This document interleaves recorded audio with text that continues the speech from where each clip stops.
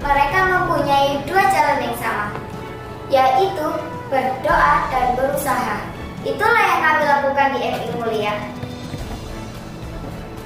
Mencetak generasi cerdas mungkin semua akan bisa, tetapi mencetak generasi dengan mutu unggul lewat ilmu dan akhlak dimulai sekolah tempatnya.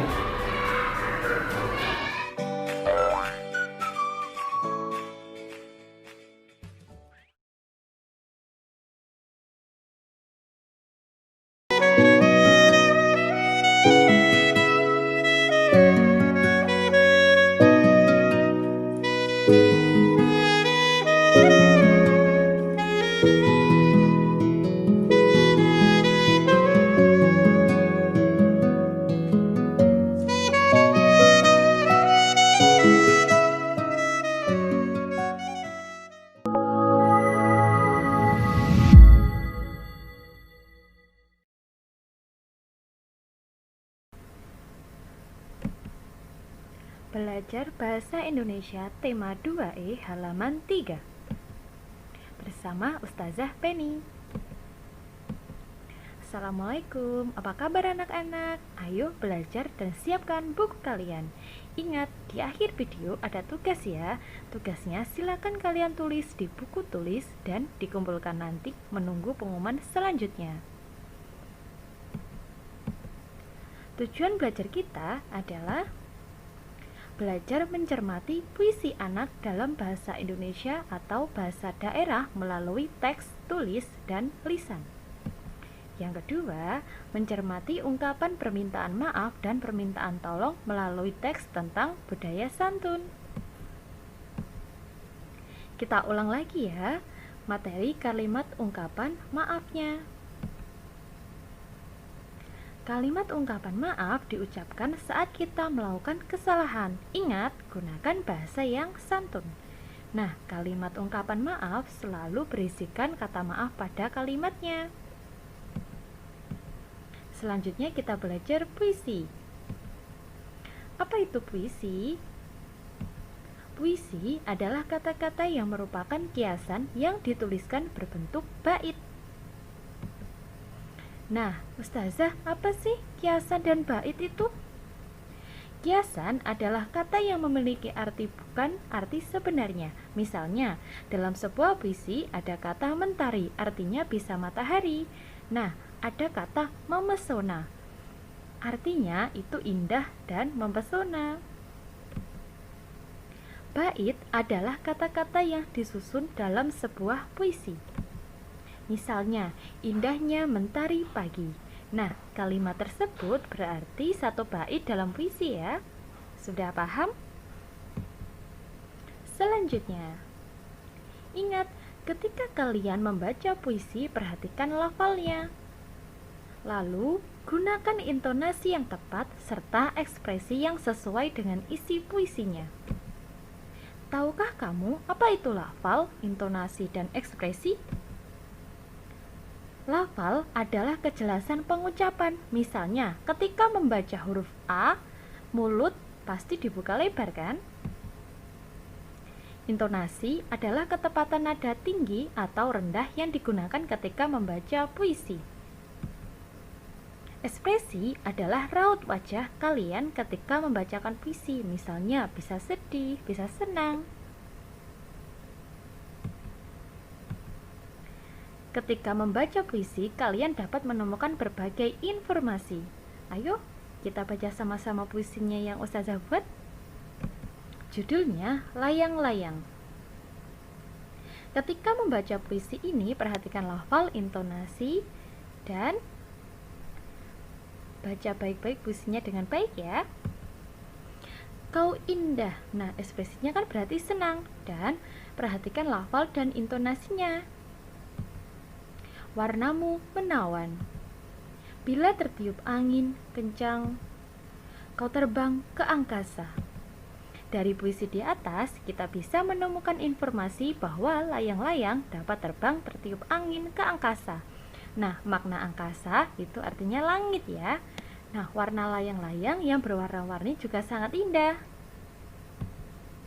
Nah, tugas hari ini, Selasa 5 Januari 2021 adalah tuliskan di buku tulis lengkap dengan soal dan jawabannya. Ingat, buku tulis kalian harus dilengkapi dengan identitas terlebih dahulu ya. Tuliskan nama, kelas, dan nomor absen kalian pada sampul bukunya. Ada soal yang pertama, itu berisikan puisi. Aku senang merawatmu, aku senang menyiramu setiap hari. Aku senang melihatmu bermekaran. Aku akan selalu menjagamu. Sedangkan puisi yang kedua, aku telah memilikimu sejak kecil. Warnamu merah muda. Rodamu kecil dan kokoh. Kamu menemaniku berkeliling taman. Aku akan selalu merawatmu. Soal nomor 1, ingat ya. Tuliskan satu perbedaan dan satu persamaan dari kedua puisi di atas. Oke?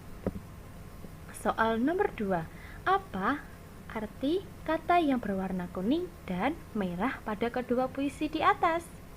Ingat ya, menulisnya lengkap dengan soalnya dan jawabannya. Ustazah tunggu.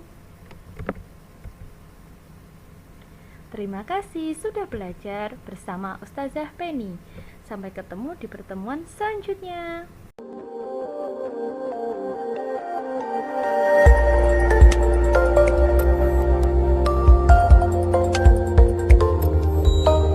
Assalamualaikum warahmatullahi wabarakatuh. Bagaimana kabar kalian? Semoga Allah memberikan kesehatan kepada kita. Sayangnya, awal semester genap ini kita tidak bisa bertemu kembali ya. Akan tetapi, kita harus tetap semangat ya, meskipun kalian tetap daring. Hari ini, Ustazah Galuh akan menjelaskan mata pelajaran matematika tentang alat ukur baku.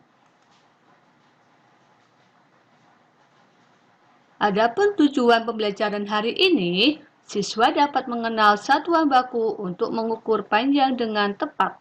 Siswa dapat memilih alat ukur yang sesuai untuk mengukur panjang benda yang diukur dengan tepat. Ukuran panjang benda memiliki satuan, misalnya sentimeter kita dapat tulis cm, c-nya kecil, m-nya kecil ya. Macam-macam alat ukur baku untuk mengukur panjang sebuah benda antara lain. Coba, ini benda apa ya? Ya, ini dinamakan benda penggaris. Penggaris disebut juga mister.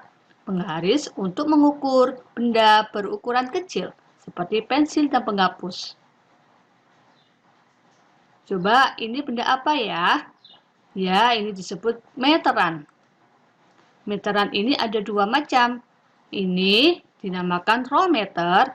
Ini sering digunakan oleh tukang bangunan. Kalau ini adalah meteran kain atau meteran jahit yang sering digunakan oleh penjahit. Meteran untuk mengukur benda berukuran lebih panjang dan panjangnya melebihi penggaris, seperti panjang meja, panjang lemari, dan kain. Coba ini apa ayo? Oke, betul sekali. Ini adalah jangka sorong. Apa sih kegunaan jangka sorong? Jangka sorong itu digunakan untuk mengukur panjang benda yang berbentuk lingkaran atau diameter, seperti uang koin, mur, cincin, dan pensil. Ayo kita kerjakan soal berikut ya, di buku tulis kalian. Soalnya yaitu Agung ingin mengukur panjang meja belajar. Agung memperkirakan panjang meja tersebut lebih dari 1 meter. Agung hanya memiliki sebuah penggaris. Panjang penggaris itu 30 cm. Soal yang pertama, dapatkah aku mengukur panjang mejanya tersebut? Yang kedua, jika iya, bagaimana cara aku mengukurnya? Ingat, kalian tulis di buku tulis kalian ya. Lalu kalian kerjakan. Terima kasih anak-anak hebat. Demikian dari Ustazah ya. Semoga bermanfaat. Wassalamualaikum warahmatullahi wabarakatuh. SPDP kelas 2, tema 2E, subtema 1. Tujuan pembelajaran ini untuk mengetahui pola irama pada lagu anak, untuk mengetahui tangga nada dan menyanyikan lagu anak sesuai pola irama. Sebuah lagu terdiri atas nada-nada. Nada adalah bunyi yang beraturan. Dalam lagu ada nada-nada yang dibunyikan kuat, ada juga yang dibunyikan lemah. Kuat lemahnya disebut dinamika. Nada kuat terdengar keras dan tinggi, sedangkan nada lemah terdengar lembut dan rendah. Ada yang tahu apa itu tangga nada? Nah, ini dia. Do, re, mi, fa, sol, la, si, do. Ada tangga nada 1 sampai 7. Selain kuat dan lemah dalam lagu, juga ada nada yang dibunyikan panjang dan pendek. Panjang pendek nada disebut irama. Nada panjang dibunyikan lebih lama dibandingkan nada pendek. Biasanya ditandai dengan titik. Jadi, angka yang menunjukkan nada panjang adalah angka 2 dan 3. Berikut adalah notasi angka pada lagu Bintang Kejora yang harus kalian simak untuk mengerjakan soal ini. Selamat mengerjakan anak-anak hebat. Jangan lupa berdoa ya. Assalamualaikum anak-anakku semuanya, apa kabarnya hari ini? Semoga kalian sehat-sehat selalu ya. Setelah sekian lama kita libur panjang, sekarang kita berjumpa kembali. Nah anak-anakku semuanya, pada pagi hari ini bertemu lagi dengan Ustazah Purwaningsih dengan mata pelajaran PPKN. Materi kita pada pagi hari ini adalah penerapan sila-sila Pancasila di rumah. Nah, anak-anakku, sebelum Ustazah jelaskan pembelajaran hari ini, perhatikan tujuan pembelajaran kita pada hari ini ya. Tujuan pembelajaran kita pada pagi hari ini yaitu yang pertama, siswa mampu mengidentifikasi hubungan antara simbol dan sila-sila Pancasila dalam lambang negara Garuda Pancasila. Yang kedua, siswa mampu menjelaskan hubungan gambar pada lambang negara dengan sila-sila Pancasila. Nah, anak-anakku, itu tadi tujuan pembelajaran kita hari ini. Sekarang perhatikan penjelasan Ustazah ya. Anak-anakku semua, Pancasila terdiri atas 5 sila. Setiap sila itu dilambangkan dengan simbol-simbol sila yang berbeda. Nah, untuk sila yang pertama, simbolnya apa anak-anakku? Ayo, siapa yang tahu?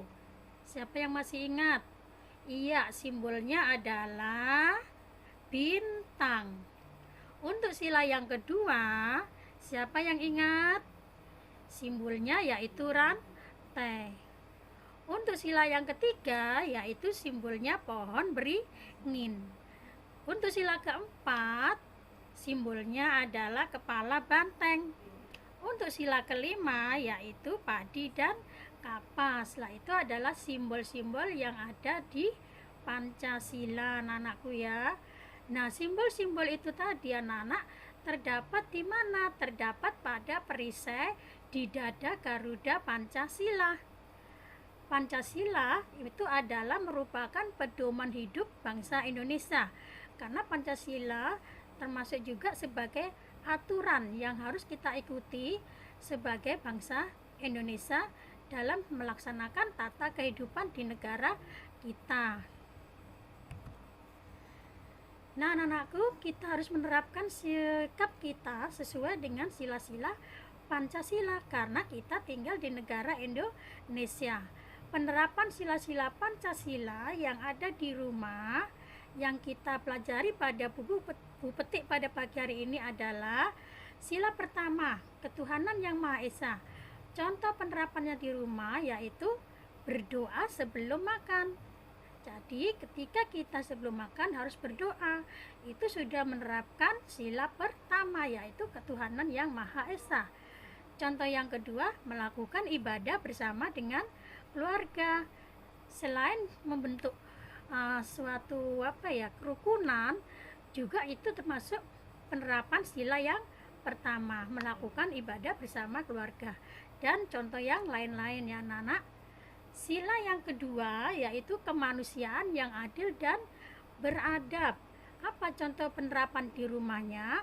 Yaitu membantu adik belajar membaca. dan berbicara santun kepada orang tua, dan juga contoh yang lainnya ya anak-anak. Yang ketiga yaitu sila persatuan Indonesia.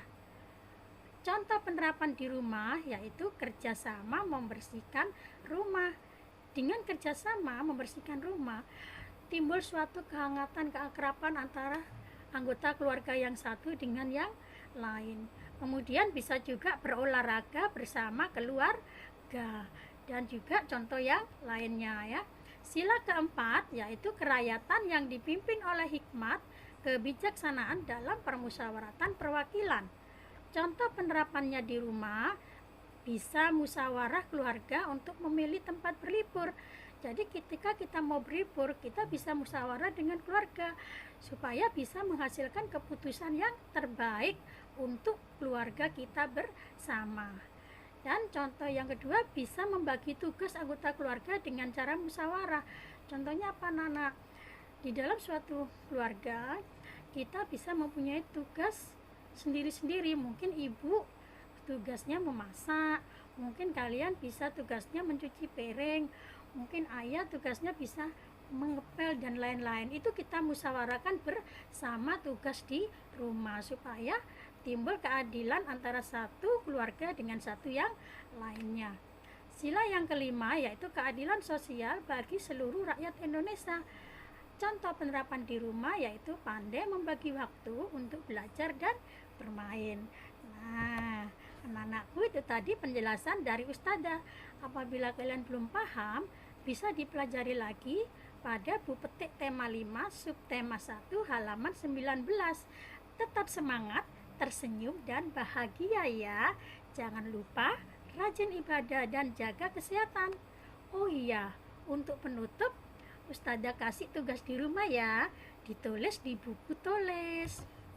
Nah, tugas di rumah ditulis di buku tulis PPKN. Apa tugasnya?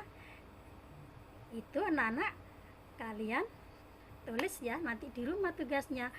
Yang pertama, Dinda sedang bermain dengan kakak. Ternyata Dinda tidak sengaja merusak mainan kakak. Dinda meminta maaf pada kakak. Sila keberapakah yang sesuai dengan sikap Dinda? Kemudian, jika kamu menjadi kakak, apa yang akan kamu lakukan terhadap Dinda? Nah, itu anak-anak adalah tugas di rumah ya. Dikerjakan sebaik mungkin tanpa bantuan oleh ayah dan bunda. Selamat mengerjakan anak-anakku. Sampai berjumpa kembali. Wassalamualaikum warahmatullahi wabarakatuh.